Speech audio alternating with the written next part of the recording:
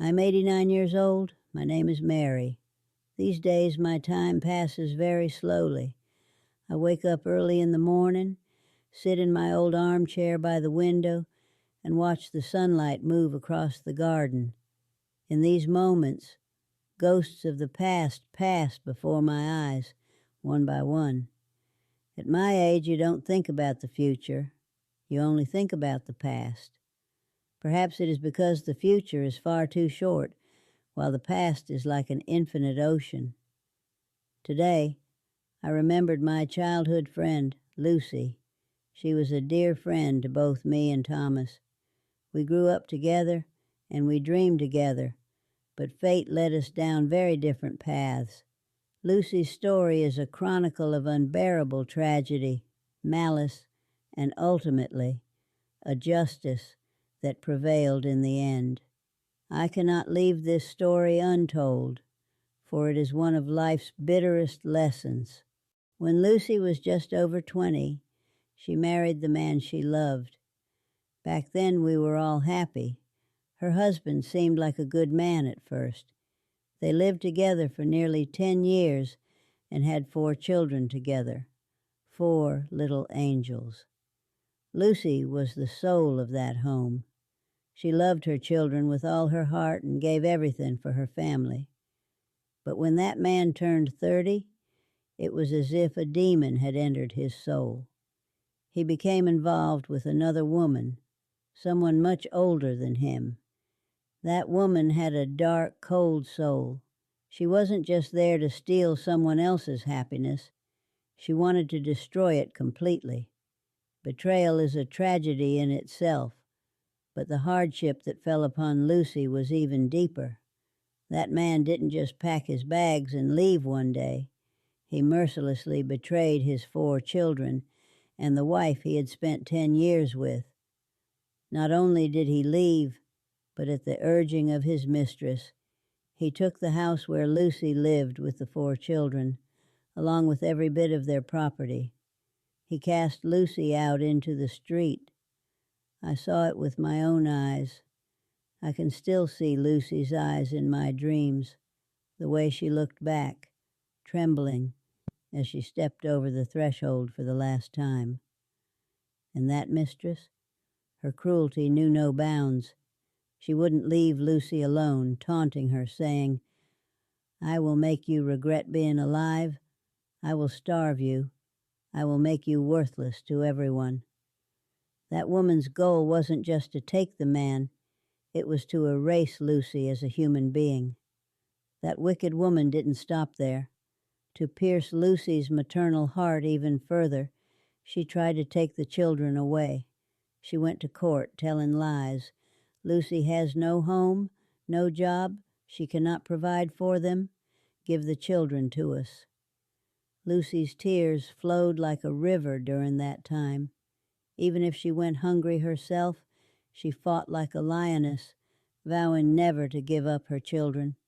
She worked through the nights, washing other people's clothes, scrubbing floors, just to earn a single piece of bread for her babies. And what about the father of those children? He was so controlled by his mistress that he couldn't even look at his own children's tears. He lost every shred of humanity. It was then I realized, when a man loses his conscience, he becomes more dangerous than a wild beast. In a single moment, he sold his past, his love, and his own flesh and blood. There are many such stories in life. Thomas and I knew another person who tried to build their happiness by breaking up a family. But let me tell you a truth, it is impossible to build a palace of happiness on the foundations of another person's misery. If the foundation of that palace is cast from tears, sooner or later, it will crumble. For 16 years, Lucy carried the heavy burden of loneliness and poverty. She never asked anyone for anything. Even though we, her friends, wanted to help, she kept her dignity high. Early wrinkles appeared on her beautiful face, and her hands became calloused and cracked from hard labor. Nothing remained of the flower-like Lucy of the past, except for her iron will. She sacrificed her youth for her children's future. The 4 children grew up. Lucy put them all through school and raised them to be good people. She never said a bad word about their father to them, but the children's hearts felt everything. They grew up knowing the true value of their mother. People thought Lucy's life would end in this sorrow, that she would never smile again, but fate has its own sense of justice. When Lucy turned 46, a completely different person entered her life. He was a kind, simple, and hard-working farmer from a neighboring village. That man didn't care about Lucy's past, her 4 children, or the wrinkles on her face. He saw her inner beauty. He saw her pure soul. He told her, "You have suffered too much. Now it is my turn. I will protect you." At the age of 46, Lucy married that farmer and found a happiness she had never known. That man embraced her children as if they were his own. When I visited Lucy's home for the first time, I saw a spark of true peace and joy in her eyes. They lived a happy life. That farmer healed her soul. And what of the unfaithful husband and that cruel mistress? From what I heard, their end was very miserable. They grew to hate each other. They fell ill, and their children wouldn't even look at them. This is the law of fate. You reap what you sow.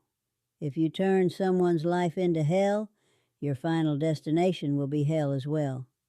I, Mary, sitting here at 89, want to tell you this: never lose hope. Even if things aren't going your way right now and the world seems full of evil, know this: justice exists. Sooner or later, it will surely come. Be brave like my friend Lucy. Even if you lose everything in your 30s, fate can return it to you tenfold after your 40s.